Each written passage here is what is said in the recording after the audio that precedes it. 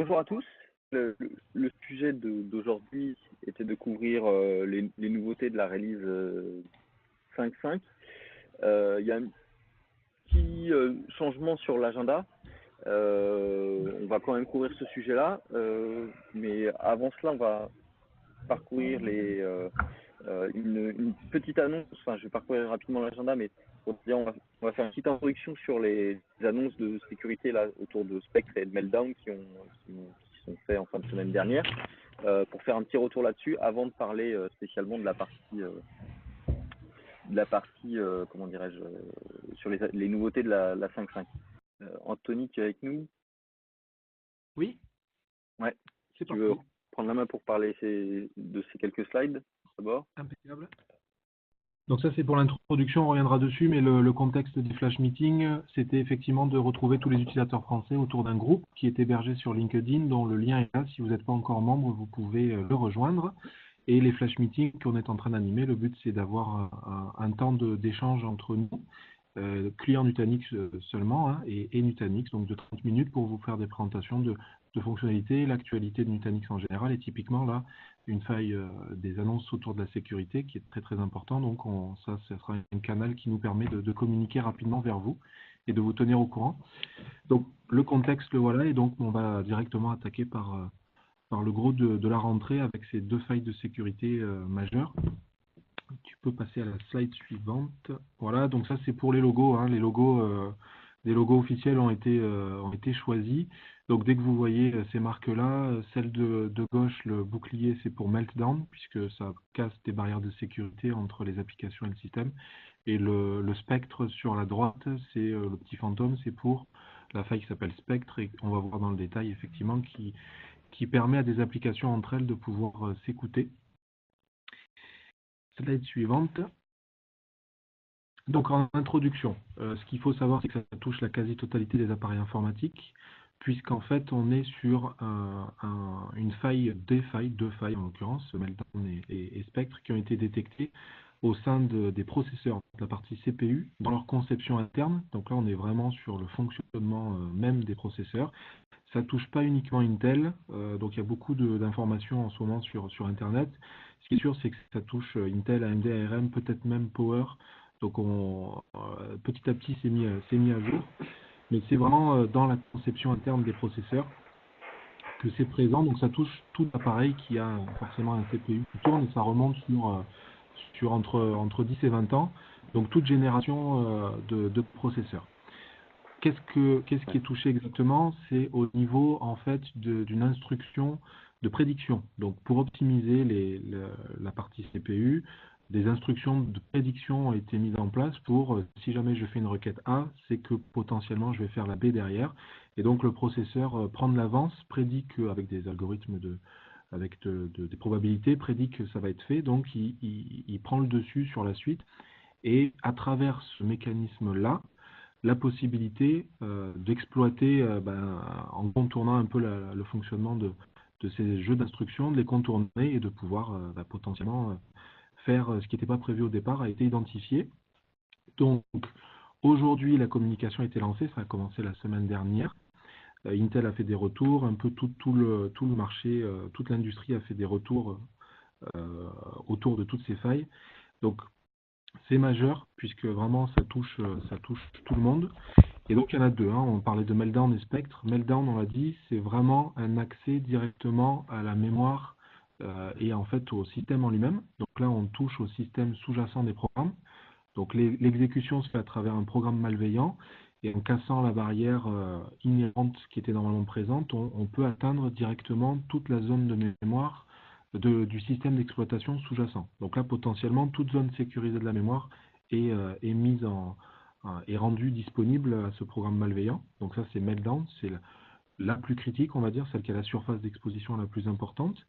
Et Spectre, par contre, c'est la possibilité pour un programme malveillant de pouvoir rebondir et atteindre des programmes qui tournent dans le même contexte, donc des programmes à côté de lui-même. Typiquement, un programme malveillant s'exécute et va pouvoir aller atteindre le processus d'un browser, typiquement un Chrome, un Firefox, etc., ou d'autres applications plus sensibles avec des données sensibles. Donc à travers ces rebonds, atteindre de l'information qui normalement ne devrait pas être exposée. Donc ces deux failles ont donné en fait naissance à 3 CVE. Donc là c'est la partie common vulnérabilité exploitation. Donc c'est 3 CVE, donc c'est des numéros de code uniques pour bien identifier chacune de ces failles. 2 liées à Meltdown et une liée à Spectre. Et donc à partir de maintenant, slide suivante, on va vous présenter donc la position de Nutanix.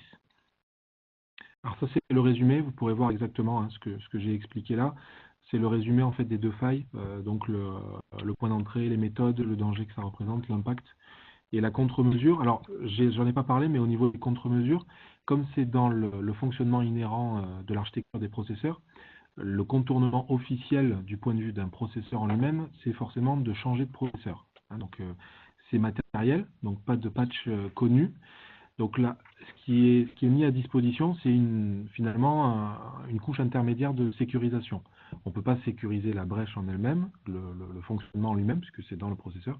Donc on met à disposition des patchs en fonction du contexte pour sécuriser. Donc on va le retrouver au niveau de l'hyperviseur, des patchs pour l'hyperviseur et des patchs pour les operating systems en eux-mêmes. Tout ça pour essayer effectivement de sécuriser. La plus importante, on parle de celle de Meltdown. Pour Spectre, pour l'instant, il n'y a pas de fixe officiel. Donc ça laisse aujourd'hui des brèches qui seront pour l'instant pas sécurisées. Donc de toute façon, on vous tiendra au courant sur le groupe LinkedIn, au sein de la communauté des utilisateurs, on vous tiendra au courant dès qu'il y aura de nouvelles informations. Donc la position de Nutanix. Slide suivante.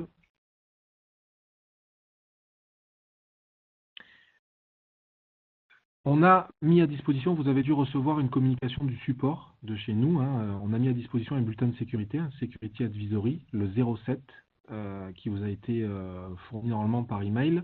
Le lien est ici, sera aussi, je vous le mettrai à disposition dans le groupe. Donc là, ça explique exactement le détail de chacune de ces CVE, des failles, dans le détail. C'est en anglais. Donc c'est pour ça qu'on a fait cette communication-là entre nous en français. On a aussi une KB associée sur le site du support. Donc ces deux liens-là vous donnent toutes les informations du point de vue de Nutanix. Qu'est-ce que vous devez patcher? Donc je l'ai dit, c'est les hyperviseurs et les OS. Au niveau des hyperviseurs, pour Acropolis Hypervisor, la version est disponible depuis hier soir. Donc vous pouvez maintenant faire les mises à jour d'Acropolis Hypervisor. Pour vSphere et pour Hyper-V, chaque éditeur a mis à disposition les patchs de sécurité. Donc vous pouvez maintenant patcher vSphere 5.0, 5.1, 5.5, 6, 6.5 avec les bons patchs de sécurité. Pour Microsoft, pareil. Et pour les operating systems, c'est la même chose. Des patchs de sécurité ont été mis à disposition. Pour Windows, à travers de Windows Update, aujourd'hui, c'est le dernier gros patch qui va être mis à disposition. On est mardi, donc c'est la vague de mise à jour Microsoft. Linux, c'est déjà disponible en fonction des distributions. Et pour macOS, ça a été patché il y a un moment déjà. Alors, pas toutes versions, mais les dernières versions Sierra, macOS sont patchées. Et il nous reste 2 slides. Donc les 2 slides suivantes, c'est plus des liens d'information. La première slide sur des liens anglais. Donc le site officiel, il y a un site officiel qui répertorie toutes les informations liées aux 2 failles, avec toutes les explications détaillées des 2 failles. Le communiqué officiel d'Intel, et puis aussi si vous voulez voir un peu chaque éditeur, Intel, Apple, Microsoft, ce qu'ils ont fait autour, donc comment ils ont patché les clouds, les environnements massivement, tout est traité ici. Dans la dernière slide, c'est un lien en français, voilà, qui regroupe le plus d'informations et c'est le plus clair que j'ai trouvé de disponible. Donc c'est sur Mac Génération. Ça explique vraiment tout ça. D'ailleurs, le résumé que j'ai mis dans les slides provient de Mac Génération. Donc voilà, si vous voulez vraiment toutes les informations, c'est là en français. Et pour finir, sachez qu'il y a beaucoup de bruit effectivement autour d'un impact de performance sur ces patchs, parce que du coup, le patch de sécurité est simple, il va bloquer les jeux d'instructions d'optimisation finalement, de prédiction. Donc forcément, ça a un impact direct sur les performances. Donc sachez on trouve de tout sur Internet. Il y a des impacts entre 0 et 30%. 30%, c'est assez extrême et c'est des contextes très spécifiques. Dans la plupart des cas, c'est assez invisible comme impact. Sachez quand même qu'il peut y avoir des impacts de performance, donc à surveiller. Et donc, effectivement, regarder un petit peu les outils de capacity planning pour voir l'impact que ça pourrait avoir. Chez Nutanix, dans Prism Central, on a effectivement la partie capacity planning. Vous verrez directement, après les patchs, si jamais il y a des impacts à prendre en compte. Mais sachez qu'il peut y avoir effectivement un impact de performance. On reviendra de toute façon là-dessus au sein du groupe pour LinkedIn, pour des utilisateurs français, pour vous tenir au courant si jamais on a plus d'informations du côté des impacts de performance, notamment suite à la mise à jour d'Acropolis Hyperviseur, pour ceux qui seraient dans cet environnement-là. Et puis après, on concentrera toutes les informations autour des hyperviseurs en fonction de ce que nous, on aura comme retour en interne. Voilà pour la partie sécurité. Je vous laisse maintenant avec Jérémy pour la reprise du fil historique qu'on avait dit sur les nouveautés d'Acropolis Operating System 5.5 sorties en décembre dernier. Merci Anthony. Les nouveautés autour de Acropolis 5.5 qui sont sorties, alors qu'il est sorti début décembre. Le sujet est vaste et le couvrir en 15-20 minutes, ça va être un petit peu tendu. Voilà, alors pour positionner à peu près les services ou les endroits où se situent ces parties-là, j'ai remis les bulles où on voit la partie Prism, les différents composants qui sont le stockage, la virtualisation, le réseau et ainsi de suite. Et puis, certains des noms sont positionnés ici. On va parler de certains de ces sujets-là, peut-être pas tous, et puis c'est ce que je disais, la liste de fonctionnalités est disponible sur le portail. Il y a une release note, il y a plus d'une cinquantaine de nouveautés. Donc pour essayer de les couvrir rapidement et pas perdre trop de temps sur cette partie-là, une des grosses annonces, on va dire par rapport à mon schéma tout à l'heure, je commence par la partie du haut, c'est la release de la partie Calm, qui signifie Cloud Application Lifecycle Management. C'est issu d'un rachat d'un produit qu'on a racheté il y a 1 an et demi maintenant, et qui a mis un petit peu de temps à sortir pour une raison simple, c'est qu'on n'a pas voulu juste mettre notre logo dessus et le sortir à côté, mais vraiment l'intégrer directement dans Prism Central pour que ça soit la même interface et qu'il n'y ait pas besoin d'installer de composants complémentaires. Et le rôle de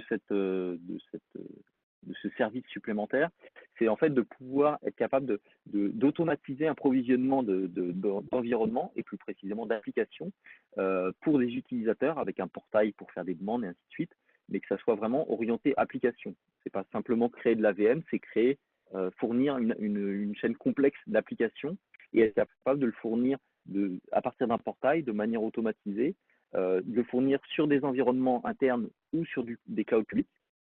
Donc une approche multi-environnement, multi-cloud, multi-hyperviseur, et d'être disponible en self-service, en partie portail, sur le même type d'expérience que ce qu'on peut connaître dans un marketplace sur des smartphones, par exemple. Donc là, c'est représenté un petit peu ici. L'idée, c'est bien d'avoir des différences de permissions pour que certains soient administrateurs et puissent être, on va dire, designer des applications en créant ce qu'on appelle des blueprints, et puis que d'autres utilisateurs soient consommateurs et une expérience comme un marketplace et viennent consommer des applications. Et ce que l'on souhaite faire, et c'est là ce qui est représenté un petit peu là, ici sur un ensemble de Lego, c'est d'arriver avec un marketplace ou un app store, ou comme on veut le nommer, mais qui soit déjà peuplé avec des exemples et certains applicatifs. Donc là, c'est pour ça qu'il y a certains logos qui sont représentés ici. L'objectif là-dessus, c'est vraiment d'être application-centrique et de fournir une expérience simple de déploiement d'applications pour les utilisateurs. Conjointement à cette partie-là, il y a une partie qui existait déjà avant qui s'appelait le Self-Service Portal.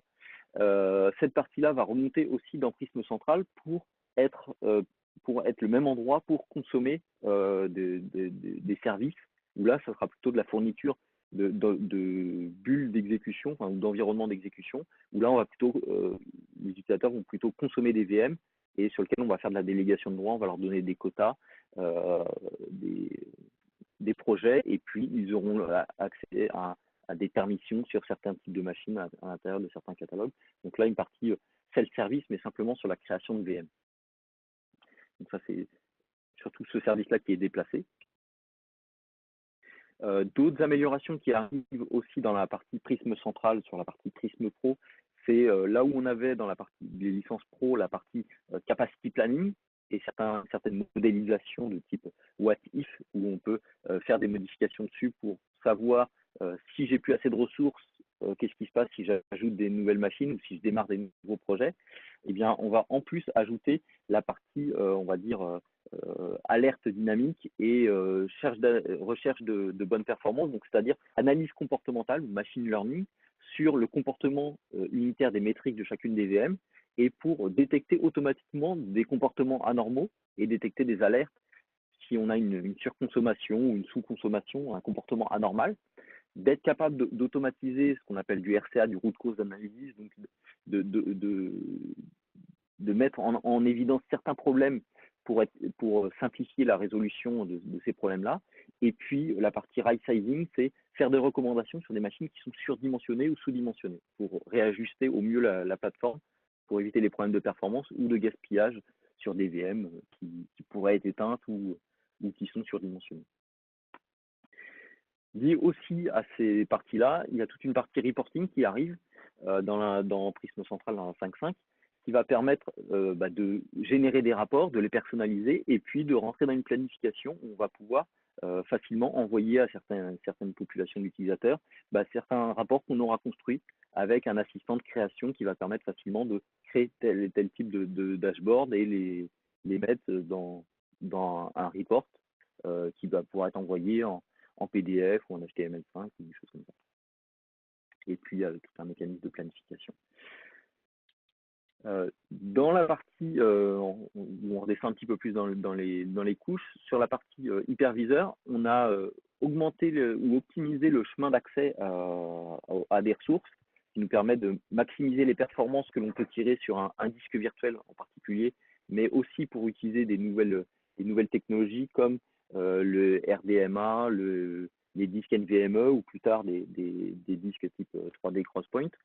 On a avec le mode AHV Turbo, on a modifié le driver Virta.io pour maximiser la bande passante qui est utilisable et maximiser la performance. Donc pour tous les clients qui utilisent AHV, le fait de passer en 5.5, en fait, il va y avoir une démultiplication de la performance parce qu'on va dire la taille du tuyau a été augmentée et ça bénéficiera encore plus pour tirer de la pleine performance d'environnements full flash ou avec des disques encore plus puissants ou avec plus de réseau. Autre amélioration aussi autour d'AHV, c'est on avait sorti il n'y a pas très longtemps le support en pass-through des cartes GPU pour faire de la 3D.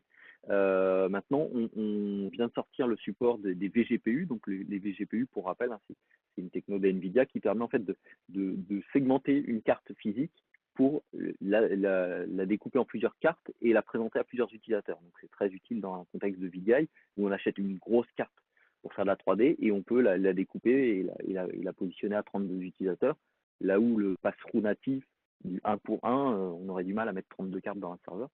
Donc ça permet de segmenter cette carte et de le proposer à des environnements plutôt orientés, on va dire, 3D, mais pas seulement, parce qu'il y a d'autres types d'applications qui peuvent en bénéficier. Donc c'est un contexte qu'on trouve surtout sur le VDI, mais certains applicatifs peuvent aussi en tirer parti. Donc ce qu'on supporte là-dessus, c'est les cartes Tesla M10 et M60. C'est les nouvelles cartes qui remplacent en fait les grilles avant chez NVIDIA. Autre amélioration, c'est le support des VNUMA qui c'est en fait remonter l'architecture des bancs pour que le positionnement de la donnée dans les mémoires soit aligné avec les CPU. Donc sur des petites VM, ça n'a pas trop d'impact, mais en fait quand on allait sur des grosses VM qui dépassaient la taille des bancs physiques des serveurs, cette architecture, on va dire la virtualisation n'était pas au courant de où étaient les bancs mémoire qui étaient utilisés derrière, liés au processeur virtuel. Donc là, ça permet de maximiser la performance plutôt qu'aller chercher dans le banc mémoire d'à côté, aller chercher celui qui est utilisé par les bons processeurs. Ça permet de maximiser un peu la performance, surtout sur des gros environnements. Aussi, autour d'AHV, on a annoncé il y a un peu plus d'un an, et là ça commence à sortir. Alors avec la 5.5, ça arrive en tech preview. et dans la release d'après, la 5.5.1, ça devrait être pleinement supporté. La partie micro-segmentation. Donc la micro-segmentation, je ne sais pas si le terme parle à tout le monde, mais c'est le but en fait de créer des zones de sécurité ou des zones de confiance entre des machines virtuelles pour leur dire que les machines peuvent ou pas parler ensemble et appliquer du firewalling ou des choses comme ça entre les VM. Donc ça permet en fait plutôt que le trafic soit obligé de repasser vers le cœur de réseau ou vers des firewalls applicatifs, de pouvoir sécuriser des flux entre des machines.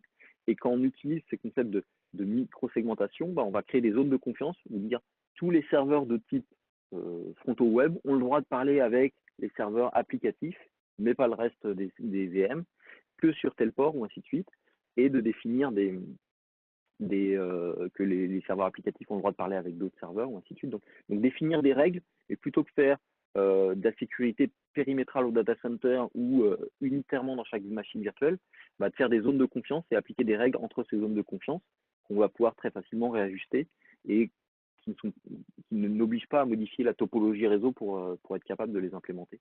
Donc même sur du réseau à plat, ça peut fonctionner. Et on va enrichir cette partie-là sur une partie visibilité, où on va être capable aussi de faire du monitoring des règles avant de les appliquer pour savoir si elles sont viables ou si elles vont ne pas marcher parce qu'on a oublié une partie des flux dans la règle qu'on crée. Et puis on va aussi intégrer, alors, un petit peu plus tard, c'est pour ça que c'est marqué 5.5+, aussi du provisioning de certains services réseau complémentaires du type load balancer ou firewall applicatif ou son intrusion. Mais là, on ne va pas les développer nous-mêmes, on va plutôt, là on travaille actuellement avec l'écosystème pour être capable de fonctionner avec un load balancer type S5, un firewall type Palo Alto ou des choses comme ça. Donc c'est pousser un petit peu plus loin les services d'intégration réseau, pas seulement sur la micro-segmentation, la partie SDM, mais aussi sur les couches hautes du réseau. Là, on parle plutôt de NFV. Autre amélioration ou beauté, là, qui n'est plus à tous les clusters, c'est de la partie chiffrement des données d'un point de vue logiciel. Avant, on n'avait qu'une partie matérielle, donc on pouvait acheter des machines qui avaient des disques spécialement dédiés pour ça. Et ça veut dire que si on voulait implémenter du chiffrement, il fallait avoir fait le choix à l'origine à l'achat de la machine, voilà, remplacer tous les disques. Et que quand on l'implémentait, c'était l'intégralité du cluster qui était comme ça. Et on ne pouvait pas avoir la granularité de choisir ce que l'on chiffrait ou pas. Donc là, ça permet de le faire d'un point de vue logiciel et d'être plus flexible, de l'implémenter même si on n'a pas pris les bons disques initialement ou de l'appliquer sur qu'une partie du cluster ou que certains environnements. Et ça respecte des normes type FIPS niveau 1, une chose comme ça. Autre nouveauté là qui était pas mal attendue, c'est la partie NearSync réplication qui s'applique à tous les hyperviseurs mais qui a un peu plus d'importance côté HV, parce que c'est là qu'on avait peut-être un peu plus de bridage, c'est de diminuer le RPO sur les réplications. Là où avant, en fait, le RPO minimum qu'on était capable d'atteindre en asynchrone était de 1 heure, là maintenant, on va le descendre à 1 minute. Donc cette partie NearSync va permettre en fait d'envoyer en continu les modifications, en semi-continu, pour avoir des points de retour à 1 minute ou à 10 minutes ou ainsi de suite. Donc avoir un temps de reprise ou un intervalle de perte beaucoup plus faible.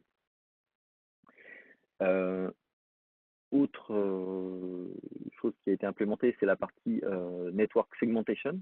Donc là, c'est là où nativement les CVM parlaient entre elles pour échanger des données, et c'était aussi le même réseau qui a été utilisé pour administrer les VM et les manager, ou ainsi de suite.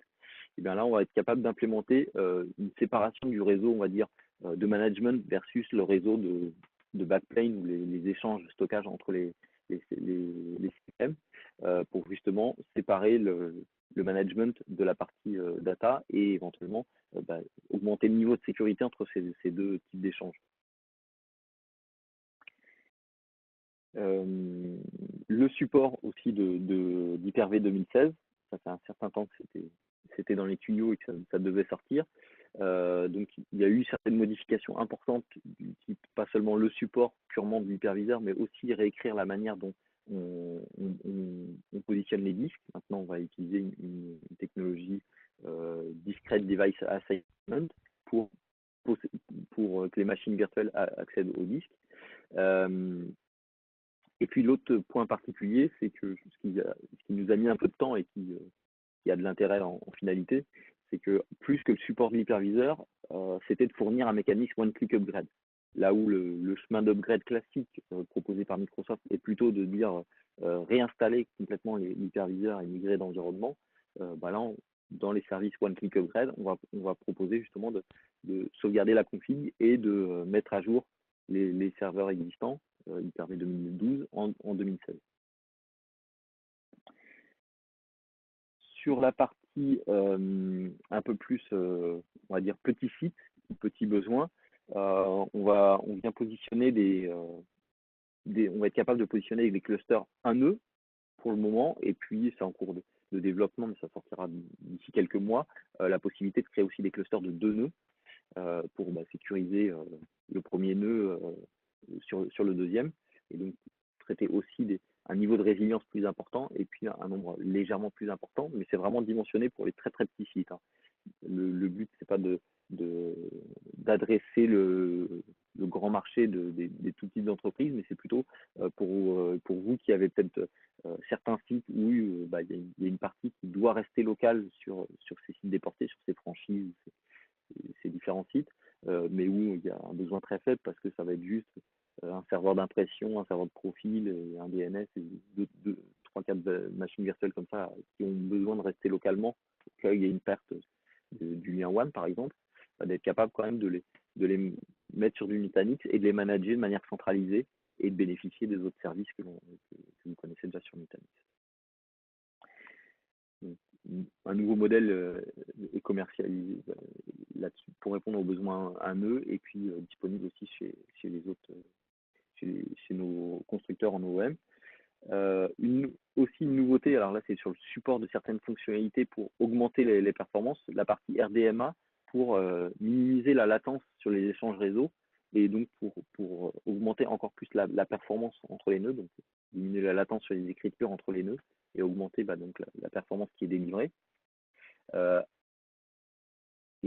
Avec le support du RDMA, on supporte les cartes 40 Go, on supporte les NVMe, et puis il y a carrément un nouveau modèle qui sort, un modèle 9030, qui va intégrer justement le RDMA, le réseau 40 Go, des disques NVMe, pour être capable de délivrer de la très très grosse performance avec de la très faible latence. Donc là, c'est ce qui est mis, c'est ce qui avait été montré à Nice notamment, sur une VM, d'être capable de taper 1 million d'IOPS en étant inférieur à la milliseconde en termes de latence, pour des très gros besoins en performance pour des très gros environnements. Et puis, autre amélioration matérielle ou nouveauté, c'est que on supporte maintenant les processeurs Skylake, donc la dernière génération de processeurs Intel, donc ce qu'ils appellent les Xeon Scalable Processors, qui ont déjà commencé à être déclinés dans les catalogues de chacun des constructeurs. Donc en OEM chez Dell par exemple, la série 14G maintenant intègre ces processeurs-là. Et nous, on a commencé à le faire sur une sorte des modèles G6 chez Nutanix. Le premier modèle, c'est le modèle 3060 qui maintenant est disponible en G6. Et sur les 6 prochains mois, on va rafraîchir l'intégralité du catalogue pour mettre à jour aussi les modèles 6000, les modèles 1000 et ainsi de suite. Les 8000 et tout.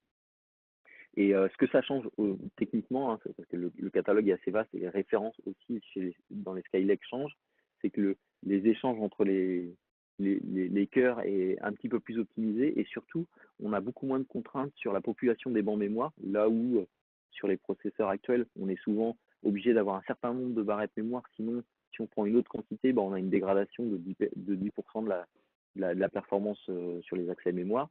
Là, ça permet d'avoir beaucoup moins de dégradation sur les topologies mixtes de mémoire et donc maximiser la performance aussi dans certains types de configuration de mémoire. d'utiliser pleinement les barrettes DDR4. Voilà. Bah, dans ce cas, je vous dis bonne journée à tout le monde. Merci. Et puis à une prochaine. Merci.